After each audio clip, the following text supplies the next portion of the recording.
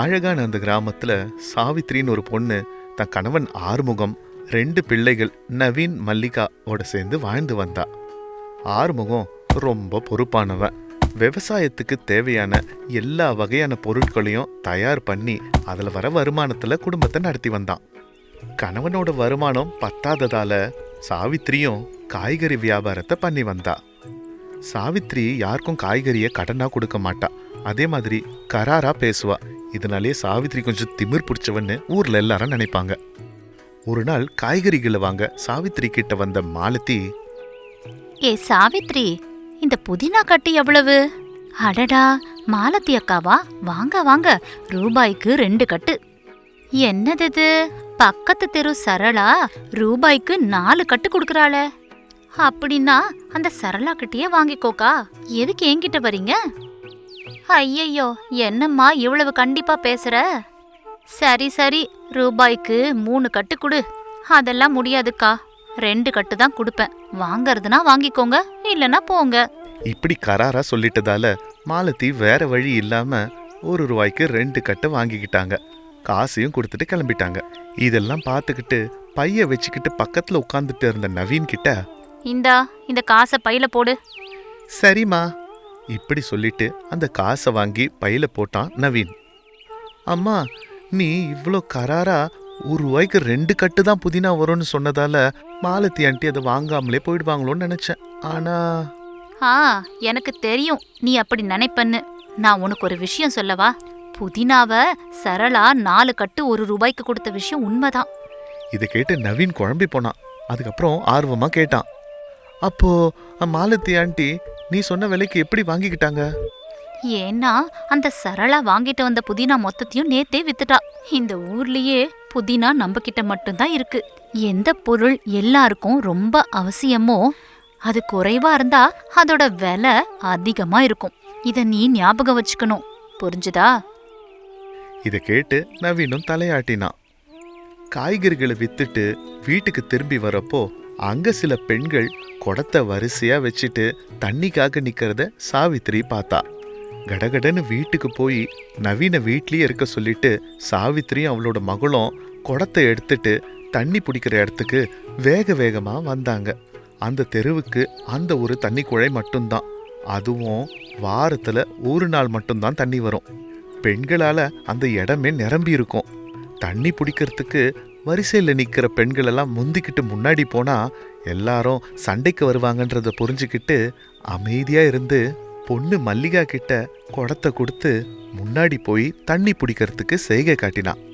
மல்லிகாவும் வரிசையை தாண்டி முன்னாடி போனான். சரி, சின்ன பொண்ணு அழகான சிரிப்போட வந்து நிக்கிறா. இதை பார்த்துட்டு எல்லாரும் சரி முதல்ல தண்ணி பிடிச்சிக்கிட்டோன்னு ஒத்துக்கிட்டாங்க. ஆனா சாவித்திரிய பார்த்த பொன்னம்மா, இங்க பாரு மல்லிகா, ஒரு குடத்துல மட்டும் தண்ணி பிடிச்சுக்கோ. இன்னொரு குடத்துக்கு தண்ணி வேணும்னா நீ மறுபடியும் லைன்ல தான் வந்து நிக்கணும். இப்படி பொன்னம்மா சொன்னதும் அதை கேட்டு என்ன பதில் சொல்றதுன்னு தெரியாம மல்லிகா குழம்பி போய் நின்னா. இதெல்லாம் மறைவா நின்னு பார்த்துட்டு இருந்த சாவித்ரி அங்க போய், என்ன மல்லிகா, இன்னும் நீ குடத்துல தண்ணி பிடிக்கலையா? ஒரு குடத்துல தாம்மா தண்ணி பிடிச்சேன். இந்த பொன்னம்மா இன்னொரு குடத்துல பிடிக்கிறதுக்குள்ள தடுத்து நிறுத்திட்டாங்க. இதை கேட்டு பொன்னம்மா கிட்ட போய் சாவித்ரி அவ காதுல, இங்க பாரு பொன்னம்மா, மல்லிகாவை நீ தண்ணி பிடிக்க விடாம பண்ணன்னு வச்சுக்க, உன் புருஷன் நேத்து பண்ண விஷயத்த எல்லார் முன்னாடியும் புட்டு புட்டு வச்சிடுவேன். இப்படி சொன்னதுமே சாவித்ரியோட அடாவடித்தனத்தை புரிஞ்சுக்கிட்ட பொன்னம்மா சாவித்ரி பேச்சுக்கு மறுப்பு எதுவும் சொல்லாம மல்லிகாவை 2வது குடத்துலயும் தண்ணி எடுக்க விட்டுட்டா. அங்க இருந்து அம்மாவோட சேர்ந்து தண்ணி கொண்டு வந்துட்டு இருந்த மல்லிகா, அம்மா, எனக்கு ஒரு சந்தேகம்மா. என்னம்மா?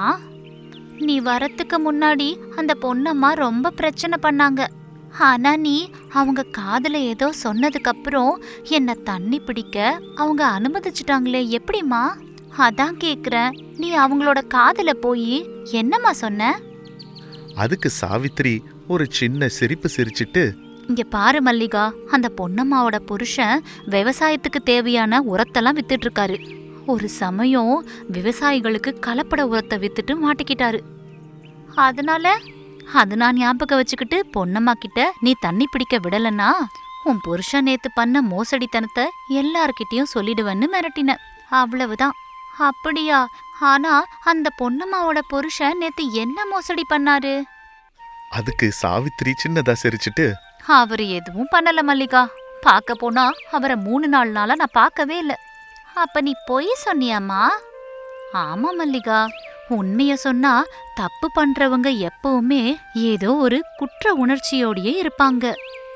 அதனாலதான் பொன்னம்மாவும் தன்னோட புருஷன் ஏதாவது தப்பு பண்ணிருப்பாருன்னு நம்பி நாம தண்ணி பிடிக்கிறதுக்கு தடை எதுவும் சொல்லல. இது எல்லாத்தோடையும் சேர்த்து ஒரு பெண்ணா இருந்தா நீ எப்பவுமே ஒரு விஷயத்த கவனத்துல வச்சுக்கணும் மல்லிகா. என்னம்மா அது? சமயோஜித புத்தி. சமயோஜ புத்தின்றது பெண்களுக்கு ரொம்ப அவசியம். அதாவது ஒரு பெண்ணா எவ்வளவு அமைதியா இருக்கணுமோ சமயத்துக்கேத்த மாதிரி அப்பப்ப கோவத்தையும் நாம வெளிப்படுத்தணும்.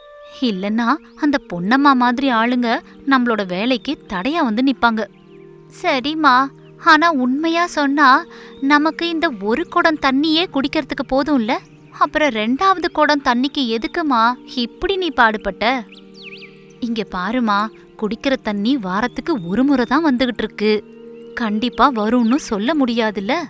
அப்படி இருக்கும்போது பெண்கள் நாம தான் ரொம்ப முன்னெச்சரிக்கையா இருக்கணும். புரிஞ்சுதுமா, இனிமே நீ சொன்ன மாதிரியே நடந்துக்கிறேன். இப்படி பேசிக்கிட்டே வீட்டுக்கு வந்து சேர்ந்தாங்க. தச்சு வேலை பார்த்துட்டு இருந்த ஆறுமுகத்துக்கிட்ட சோமநாதனும் கிரியும் வந்தாங்க. இந்த ஆறுமுகம், உன்கிட்ட கொஞ்சம் பேசணும். அட சோமநாதா, வா வா வா. என்ன விஷயம்? நான் இந்த முறை கிரியோட நிலத்தை குத்தகைக்கு எடுத்திருக்கேன். ஓ அப்படியா? நல்ல வேலை செஞ்ச சோமநாதா. கஷ்டப்பட்டு வேலை பார்த்தா அந்த பூமி தாய் என்னைக்கும் கைவிட மாட்டா. அதெல்லாம் என்னமோ உண்மைதான். இப்படி பேசிட்டு இருந்த சோமநாதன் கிட்ட, என்னாச்சு சோமநாதா, என்னமோ யோசிக்கிற? உனக்கு ஏதாவது என்கிட்ட இருந்து உதவி ஆகணுமா? ஆமாம் ஆறுமுகம், விவசாயத்துக்கு தேவையான பொருட்களை நீ தயார் பண்ணணும். ஓ அதுக்கு என்ன, தாராளமாக பண்ணித்தரேன். இதை கேட்கறதுக்கா இவ்வளோ யோசிக்கிற? ஆனால் இதில் ஒரு பிரச்சனை இருக்கு. என்ன அது பிரச்சனை? நீ செஞ்சு தர பொருட்களுக்கான பணத்தை நான் விவசாயம் அறுவடை பண்ணதுக்கு அப்புறமா தான் தருவேன். அப்படியா? சரி சோமையா, அதனால என்ன? சோமநாதன் கிரியை பார்த்து ஏமாத்தி தனக்கு சாதகமா விஷயத்த நடத்திட்டோன்னு சிரிச்சத அப்பதான் அங்க வந்த சாவித்திரி பார்த்தா. நீங்க நினைக்கிற மாதிரியே நடக்குமா அண்ணா? சாவித்ரி இப்படி தயங்கினப்போ, நீங்க பணம் கொடுக்காம அவர் விவசாய பொருட்களை பண்ணி கொடுக்க மாட்டாருனா? இப்படி சொன்னதும் பதட்டப்பட்டு, ஆறுமுகம் செஞ்சு தரேன்னு சொன்னான், இப்பதான் வாக்கு கூட கொடுத்தான். ஆறுமுகம் கூட ஆமான்ற மாதிரி தலையாட்டினான். அதுக்கு சாவித்திரி கோபத்தோட, என்னங்க உங்களுக்கு புரியாது, இவங்க நம்மளை ஏமாத்துறதுக்கு தான் இங்க வந்திருக்காங்க. இப்படி சொன்னதும் கிரிக்கும் சோமநாதனுக்கும் பதட்டமாயிடுச்சு. நாங்க ஒன்றும் மோசம் பண்றதுக்கு வரல. நீ என்ன பேசுற சாவித்ரி? ஜமீன்தார் ஐயா என் புருஷன் கிட்ட வேலை பார்க்கறதுக்காக கொடுத்த பணத்தை நீங்க வந்து அபகரிக்க பாக்குறீங்க. இப்படி சொன்னதும், எங்க பாரு சோமநாதா, நம்ம ஊர்ல இருக்கிற விவசாய பொருட்களை தயாரிக்கிற ஒரே ஆள் அந்த ஆறுமுகம். அவனுக்கு வேலையை கொடுத்து பணம் கொடுக்காம போனா இருக்கிற ஒருத்தனும் வேற ஊருக்கு போயிடுவான். அதனால இந்த பணத்தை ஏன் சார்பா கொடுத்து விவசாயத்துக்கு தேவையான எல்லா பொருட்களும் செஞ்சுக்கோங்க, அதை எல்லாரும் பயன்படுத்தலாம்.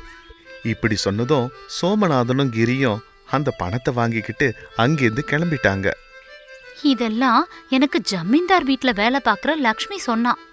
இப்படி சாவித்திரி சொன்னதும் பதட்டத்தோட சோமநாதனும் கிரியும் அங்கிருந்து கிளம்பலான்னு நினைக்கிறப்போ சாவித்திரி அவங்கள வழிமறிச்சு, மரியாதையா ஜமீன்தார் ஐயா கொடுத்த பணத்தை கொடுங்க, இல்லன்னா ஜமீன்தார் ஐயா கிட்ட சொல்லி நீங்க செஞ்ச வேலைக்கு தண்டனைய வாங்கி கொடுப்பேன்.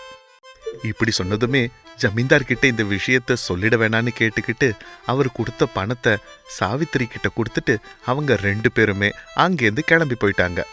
அன்னைக்கு ராத்திரி சாப்பாடு சாப்பிட்டுட்டு இருக்கிறப்போ சாவித்திரி கிட்ட ஆறுமுகம், சாவித்திரி, இன்னைக்கு மட்டும் நீ இல்லாம போயிருந்தா நமக்கு ரொம்ப நஷ்டமா இருக்குமா. உண்மையாவே உன்னுடைய அடாவடித்தனம் தான் இன்னைக்கு நம்மளை காப்பாத்திருக்கு. சும்மா நிறுத்துங்க. எந்த ஒரு பொண்ணும் குடும்பத்துக்காகவும் தன் கணவனுக்காகவும் பிள்ளைகளுக்காகவும் பொறுப்பாவும் கண்டிப்பாவும் நடந்துப்பாங்கங்க. அதுக்காக போய் அடாவடின்னு சொல்லுவீங்களா? இப்படி முகத்தை கோச்சிக்கிட்டு வச்சுக்கிட்டதை பார்த்து சாவித்திரிக்கு ஆறுமுகம் சாப்பாடை ஊட்டி விட்டதும் 2 பேரும் லேசா சிரிச்சாங்க. பக்கத்துலயே இருந்த நவீனும் மல்லிகாவும் இதை பார்த்து சிரிச்சிட்டு அப்பா அம்மாவை கட்டி பிடிச்சுக்கிட்டாங்க. எப்பவுமே தன்னை பத்தி ஊர்க்காரங்க அடாவடின்னு பேசிக்கிட்டா கூட சாவித்திரி எல்லா விஷயத்துலயும் அறிவாளியா நடந்துக்கிட்டு கணவனுக்கு ரொம்ப ஒத்தாசையா இருந்து பசங்களையும் நல்லபடியா வளர்த்து குடும்பத்தை நல்லபடியா பார்த்துக்கிட்டா. இதுதான் இன்னைக்கு கதை. இன்னொரு அற்புதமான கதையோட உங்களை சந்திக்கிறேன். அழகான ஒரு ஊர். அந்த ஊர் பெரியவர் ஜனார்தனன். அவர்கிட்ட வேலை பார்க்க 2 படிச்சவங்க வேணும்னு தண்டோரா போட்டு சொன்னாரு. ஊர் பெரியவர்கிட்ட வேலைன்னா சம்பளம் கண்டிப்பா அதிகம் இருக்கும்னு ஆசைப்பட்டு 20 பேர் மறுநாள் காலையிலேயே ஜனார்தனன் வீட்டு முன்னாடி வந்து நின்னாங்க. அவங்கள அவருக்கு தேவையானது 2 பேருதான்றதுனால அவங்க கிட்ட இப்படி சொன்னாரு. என்னங்கய்யா, எனக்கு தேவையானது 2 பேர் தான். ஆனா நீங்க 20 பேர் வந்திருக்கீங்க. அதனால எனக்கு பிடிச்ச 2 பேரை உங்கள்லேருந்து தேர்ந்தெடுப்பேன். இதுக்கு உங்களுக்கு சம்மந்தமா? அதுக்கு அந்த 20 பேரும் சம்மதம்னு தலையாட்டினாங்க. சரி, அப்போனா நாளை காலையிலேயே நீங்க 20 பேரும் இங்க வந்துருங்க. உங்களுக்கு பரீட்சை வைக்கிறேன். அன்னைக்கு சாயந்தரம் ஜனார்தனன் கிட்ட ரொம்ப வருஷமா வேலை பார்த்துட்டு வந்த சீதாராமன் அவர்கிட்ட வந்து நின்னாரு. ஐயா, நாளைக்கு நீங்க அந்த 20 பேருக்கு என்ன பரீட்சைங்கய்யா வைக்க போறீங்க? ஒன்னும் இல்ல சீதாராமா, அவங்களுடைய பலத்தையும் சாமர்த்தியத்தையும் பார்க்கணும்ல. தகுதி இல்லாதவங்க நமக்கு வேண்டாம். அவங்களுக்கு என்ன வேலைங்கய்யா கொடுக்க போறீங்க? ஒருத்தருக்கு அரிசி மில்ல பக்கத்திலே இருந்து பாத்துக்கிற வேலை. ஒருத்தருக்கு உன் வேலை என் கூடிய இருந்து கணக்கு வழக்குகளை பாக்குறது.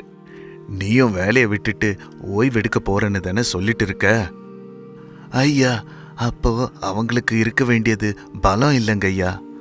ஆமா சீதாராமா, நான் அவங்களோட அறிவை தான் சோதிக்க போறேன். அது கூட இல்லைங்க ஐயா, மனிதாபிமானத்தை. என்னது மனிதாபிமானமா? ஆமாங்க ஐயா, உங்க அரிசி மில்லில் நீங்க கண்டும் கண்டுக்காம விட்டுடுற சில அரிசி மூட்டைகளை சுத்தி இருக்கிற நிறைய ஏழை மக்களுக்கு உதவியா இருக்கு. ஆமா, அதனால தானே சில அரிசி மூட்டைகளை அப்படியே விட்டுடுறோம். அது உங்களுடைய மனிதாபிமான செயலுங்க ஐயா. அதே மாதிரி உங்களை கீழே வேலை செய்யறவங்களுக்கும் அந்த எண்ணம் கண்டிப்பா இருக்கணும் இல்லைங்க ஐயா. அது மட்டும் இல்லாம உங்ககிட்ட ரொம்ப நாளா கணக்கு வேலைகளை பார்க்குறேன். என்கிட்ட கொஞ்சம் பணத்தை கொடுத்து அநாத ஆசிரமத்துக்கு கொடுக்கும்படி சொல்றீங்க. ஆனா இப்போ என் இடத்துக்கு வர அந்த புது வேலைக்காரன் அந்த பணத்தை அபகரிச்சுட்டா என்ன பண்ணுவீங்க? ஆமா, அது பெரிய மோசமாயிடுமே. இப்போ என்ன பண்றது? ஐயா, நீங்க எதுவும் பண்ணாதீங்க. உங்களுக்கு ஏத்த வேலையால நானே தேர்ந்தெடுத்து கொடுக்கறேன். என் மேல நம்பிக்கை இருந்தா அந்த வேலையை எனக்கு கொடுங்க ஐயா. உன்னை விட நம்பிக்கையானவன் எனக்கு யாருமே இல்லை சீதாராமா. நீ என்ன நினைக்கிறியோ அதை பண்ணு. ஜனார்தன் வேலையால தேர்ந்தெடுக்கிற வேலைய சீதாராமன் கிட்ட கொடுத்தாரு. மறுநாள் 20 ஆண்கள் பெண்கள்னு ஜனார்தனன் வீட்டுக்கு வந்தாங்க. ஜனார்தன் வெளியில வந்து சீதாராமன் சொன்னபடி சொன்னாரு. நீங்க எல்லாம் நான் சொன்னபடி வந்ததுக்கு ரொம்ப நன்றி. ஆனா எனக்கு வெளியில ஒரு முக்கியமான வேலை இருக்கு. அதனால உங்களை அனுப்பிவிடவும் முடியாது. அதனால நீங்க சாயந்தரம் வரைக்கும் இங்கே இருங்க. உங்களுக்கு சாப்பாடு ஏற்பாடு எல்லாமே நான் பண்ணித்தரேன். சாயந்தரம் வரைக்கும் நல்லா ஓய்வெடுங்க. சாயந்தரம் நான் வந்து எனக்கு தேவையான 2 வேலை, தேவைப்பட்டா 3 பேரை கூட தேர்ந்தெடுப்பேன். இதை கேட்டு அங்க வந்தவங்க எல்லாம் சரின்னாங்க. ஜனார்தன் யாருக்கும் தெரியாதபடி வீட்டுக்குள்ள போயிட்டாரு. அவங்க எல்லாரும் ஒரு அறைக்குள்ள போய் கதை பேசிக்கிட்டு இருந்தாங்க. அதுல பசங்க அவங்க கூட வேலை பார்க்க வந்த 5 பொண்ணுங்களை கேலி கிண்டல் பண்ணி பேச ஆரம்பிச்சாங்க. ஹே பொண்ணுங்களா, வீட்டில் நிம்மதியா இருந்து சமையல் வேலையை பார்க்காம இந்த வேலையெல்லாம் உங்களுக்கு தேவையா? உண்மையை சொல்லணும்னா இந்த வேலை புத்திசாலிங்களுக்கு. நீங்க உங்க ஆசையை விட்டுட்டா நல்லது. உங்க மாதிரியே நாங்களும் படிச்சிருக்கோம், எங்களுக்கும் நல்ல அறிவு இருக்கு. வேலையில வந்து சேர்ந்துடுவீங்க. அதுக்கப்புறம் வயிறு வலி தலைவலின்னு பிரச்சனை பண்ணிக்கிட்டே இருப்பீங்க. அதனால தான் உங்களெல்லாம் வீட்லயே வைக்கிறது. இதை கேட்டு அங்க இருந்தவங்க எல்லாம் சிரிச்சாங்க, 4 பேரை தவிர. பெண்கள்லாம் வெக்கப்பட்டு தலை குனிஞ்சாங்க. அதுல ஸ்ரீனி ராமுன்னு 2 பேரு பெண்கள் சார்பா பேசினாங்க. டேய், அப்படி வீட்டில் உட்காந்தே தான் உன் வீட்டில் பெண்கள்லாம் உங்களுக்கு எல்லா வேலையும் செய்கிறாங்களா? அவங்க செய்ய முடியாத வேலை இருக்கா என்ன? நமக்கு சமமா அவங்க வேலைக்கு வந்தப்பவே நம்மளை விட அவங்க ஒரு படி மேலே போயிட்டாங்கடா. நீங்க அவங்கள இலக்காரமா பேசி அவங்க கூட சேர்ந்து உங்க வீட்டில் இருக்கிற பெண்களையும் கேவலப்படுத்துறீங்க. படிப்பு உங்களுக்கு நல்ல அடக்கத்தை சொல்லி கொடுக்கலையா? ஜனார்தன் ஐயா உங்களுடைய முட்டாள்தனத்தை பார்த்தா உங்களுக்கு வேலை கொடுப்பாரா? அதை கேட்டு யாராலையும் பதில் பேசவே முடியல. இதெல்லாம் பார்த்துட்டு இருந்த சீதாராமன் தன்னோட வேலை கொஞ்சம் சுலபமாயிடுச்சுன்னு அங்கேருந்து வெளியில கிளம்பி போனாரு. மத்தியான வேலை 20 பேருக்கும் சாப்பாடை பரிமாறினாரு சீதாராமன். ஆனா அங்க 20 பேர் இருந்தும் சீதாராமன் 17 பேருக்கு தான் சாப்பாடு எடுத்துட்டு வந்தாரு. தரையில வரிசையா 17 பேருக்கு சாப்பாடை வச்சுட்டு இப்படி சொன்னாரு. ஐயையோ, நீங்க 20 பேர் இருக்கிறீங்க, ஆனா சாப்பாடு 17 பேருக்கு தான் இருக்கு. இப்ப என்ன பண்றது? பசங்களா, உங்களுக்குள்ளேயே 17 பேரு அந்த 3 பேருக்கு சாப்பாடை கொடுங்க. மறுபடியும் 3 பேருக்கு சமைக்கணும்னா கொஞ்சம் கஷ்டம். இப்படி சொல்லிட்டு வேற எதுவும் பேசாம அங்கேருந்து கிளம்பிட்டாரு. அந்த 20 பேரும் ஒருத்தர் முகத்து, டேய், எனக்கு ரொம்ப பசியா இருக்கு, உங்களுக்கு வேணா பகிர்ந்து சாப்பிட்டுக்கோங்க, நான் என்னோட சாப்பாடை சாப்பிட போறேன். ஜனார்தனன் ஐயா நல்ல பணக்காரர் தானே? ஒரு 20 பேருக்கு கூட சாப்பாடு தயார் பண்ண முடியல அவரால. அப்ப சம்பளம் எப்படியோ இருக்கட்டும், எனக்கு பசிக்குது. ராமுவும் ஸ்ரீனுவும் சாப்பிடாம அங்கேருந்து தனியா போயிட்டாங்க. பெண்கள்ல ஸ்வாதின்னு ஒரு பொண்ணு மட்டும் தன்னோட பசியை பொறுத்துக்கிட்டு அங்கேருந்து வந்துட்டான். அந்த 3 பேரும் ஒரு இடத்துக்கு வந்தாங்க. மற்ற பேர்லாம் அங்கேயே இருந்தாங்க. அட, நீங்க சாப்பாடு சாப்பிடலையா? பசிக்கு ஆம்பளை பொம்பளைன்னு வித்தியாசம் இருக்காதுல்ல, போகட்டும் விடுங்க, அவங்களாவது சாப்பிட்டோம். ஒருவேளை சாப்பாடே கிடைக்கலன்னு இவ்வளவு வருத்தப்பட்டா எத்தனையோ பேருக்கு ஒருவேளை சாப்பாடு கூட இல்லாம இருக்காங்க. எங்க அம்மா ஜனார்தனன் ஐயாவோட அரிசி மில்லிலேருந்து அரிசி கொண்டு வந்து தான் சாப்பாடு கொடுப்பாங்க. அவருடைய சாப்பாடு சாப்பிட்டு தான் நான் இந்த நிலைமைக்கு வந்திருக்கேன். அவர் கீழே வேலை பார்க்கறது உண்மையா அதிர்ஷ்டம்தான். அப்படியா? எங்க தாத்தாவும் பாட்டியும் நிலைமை சரியில்லாம முதியோர் இல்லத்துல சேர்ந்தாங்க. அந்த ஆசிரமத்தை ஜனார்தனன் ஐயா தான் ஒத்தையா நடத்திட்டு வந்தாரு. அவரால நான் கூட முன்னுக்கு வந்தவதாங்க. இந்த மாதிரி 3 பேரும் பேசிக்கிட்டு இருந்தாங்க. சாப்பாடு சாப்பிட்ட 20 பேரு அதிகமா சாப்பாடு சாப்பிட்டதால நகர முடியாம அங்கேயே உட்காந்து பேசிக்கிட்டு இருந்தாங்க. ஐயோ, வயிறு நிறைய சாப்பாடு போட்டுட்டாங்கல்ல. ஆமாமா, நான் என்னைக்கு விட இன்னைக்கு அதிகமா சாப்பிட்டுட்டேன். நான் நிறைய சாப்பாடை வீணாக்கிட்டேன் சாப்பிட முடியாம. எதுக்கு அவ்வளவு சாப்பாடு வைக்கிறாங்க? அந்த நேரம் சீதாராம ஒரு பெரிய மூட்டையை எடுத்துக்கிட்டு தூக்க முடியாம தூக்கிக்கிட்டு அவங்க முன்னாடி நடந்து போயிட்டு இருந்தாரு. சாப்பாடு சாப்பிட்டவங்க உண்ட மயக்கத்துல அவரையே பார்த்துட்டு இருந்தாங்க. யோ வயசானவரே, இந்த வயசுல இவ்வளோ பாரத்தை தூக்கிட்டு போறியே, உனக்கு அறிவு இருக்கா? ராமு கடகடன்னு அங்க வந்து சீதாராமன் கிட்ட இருந்த மூட்டைய வாங்கினான். உண்மையா பார்த்தா அந்த மூட்டை அவ்வளோ பலுவாவே இல்ல. ராமு அதை உணர்ந்து சீதாராமனை ஆச்சரியமா பார்த்தான். சீதாராமனும் ராமுவை பார்த்து சிரிச்சாரு. அதுக்கப்புறமா ஜனார்தன் வெளியில வந்தாரு. அது வரைக்கும் எழுந்துக்க முடியாம இருந்தவங்கெல்லாம் அவர் வந்ததும் மரியாதையா எழுந்து நின்னாங்க. இவ்வளவு நேரம் எனக்காக காத்துட்டு இருந்ததுக்கு நன்றி. இப்போ சாப்பாடு சாப்பிட்டவங்கெல்லாம் வீட்டுக்கு போலாம். என்ன ஜனார்தன் ஐயா, நீங்க எங்களுக்கு பரீட்சையே வைக்கலையே? நீங்க எந்த மாதிரி கேள்வி கேட்டாலும் நான் உடனே பதில் சொல்லுவேங்க ஐயா, வேணும்னா கேட்டு பாருங்க. சரி, கேக்குறேன். எல்லாரும் இதுக்கு பதில் சொல்லுங்க. வேலையில ஆண்களுக்கும் பெண்களுக்கும் சம உரிமை தேவையா கூடாதா? இதுக்கு ஆண்கள்லாம் அதிர்ச்சியா பார்த்தாங்க.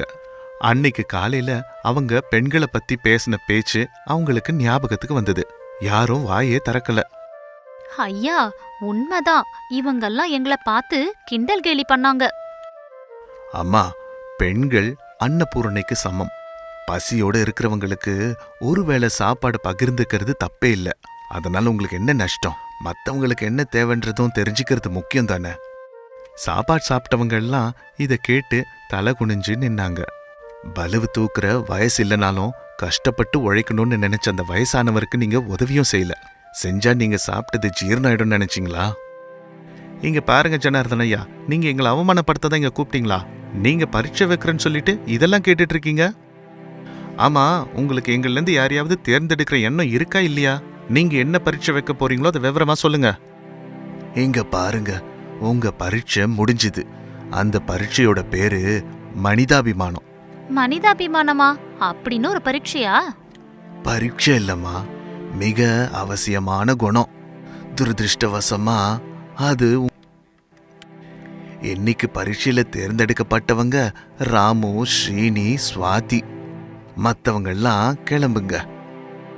ராமு, நீ அரிசி மில்ல நடக்கிற வேலைகள் எல்லாம் பக்கத்துல இருந்து பாத்துக்கோ. ஸ்ரீனி, நீ என் கூட இருந்து கணக்கு வழக்குகளை பாத்துக்கோ. ஸ்வாதி, நீ வீட்டு பொறுப்புகளை பொறுப்பா பாத்துக்கோ.